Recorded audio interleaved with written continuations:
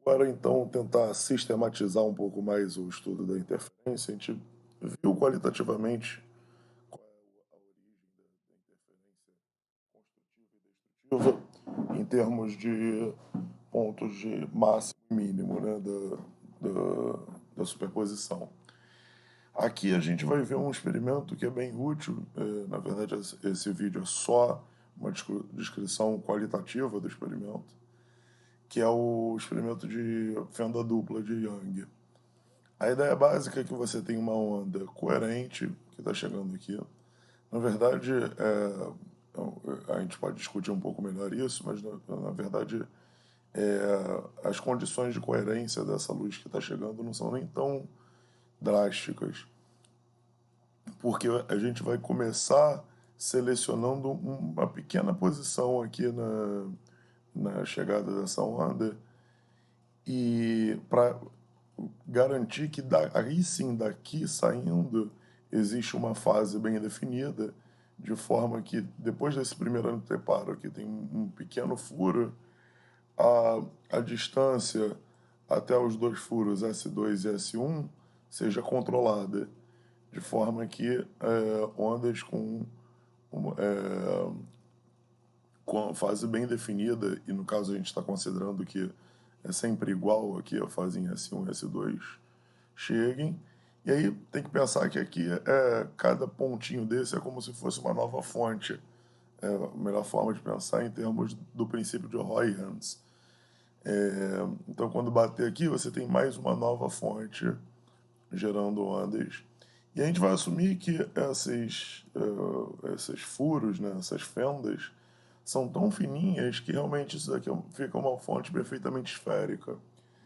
Depois a gente vai ver que, na verdade, essa aproximação é bem difícil de chegar, o que acaba acontecendo é um efeito um pouco mais complexo. A gente vai discutir isso no capítulo de difração.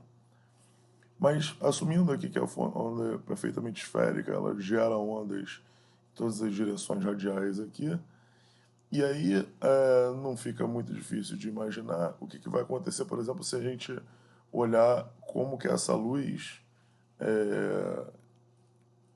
se projeta em um anteparo. É claro que essa luz, qualquer ponto que eu pegar aqui, a interferência está lá. Mas nesses pontos, para você enxergar essa interferência, você teria que medir o campo elétrico, né? Enquanto se você projeta no anteparo, isso daí simplesmente vai te dar uma variação de intensidade da luz.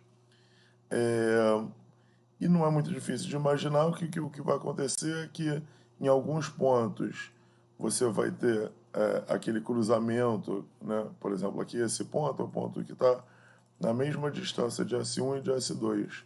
E aí não é difícil imaginar que isso daqui vai ser um máximo de intensidade. E logo em seguida vai ter um mínimo, um máximo, um mínimo intercalado. Isso esse padrão de máximos e mínimos a gente chama de franjas. Tá? Então sempre que eu falar em franjas claras e franjas escuras, são os máximos e mínimos da intensidade da luz, né, nesse anteparo. Aqui está uma foto da aparência que fica. Essa aparência vocês podem ver nas aulas de física experimental. A ideia básica é isso, que você tem máximos de interferência aqui. Também não é muito difícil perceber que esses máximos de interferência, por um anteparo que está aqui próximo, eles vão a largura vai variando, porque aqui esses pontos aqui estão relativamente próximos das duas fontes, enquanto conforme você vai indo para muito longe, os raios vindos de S1 e S2 começam a entrar muito rasos, e aí a distância que você tem que andar de um para o outro para completar um comprimento de onda começa a ser diferente, começa a ser mais longo.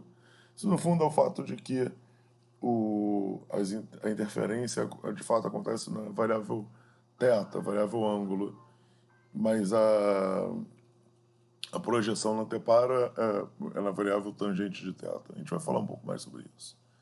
Mas qualitativamente esse é o experimento, e agora a gente vai tratar quantitativamente, por exemplo, onde que acontecem esses máximos e mínimos.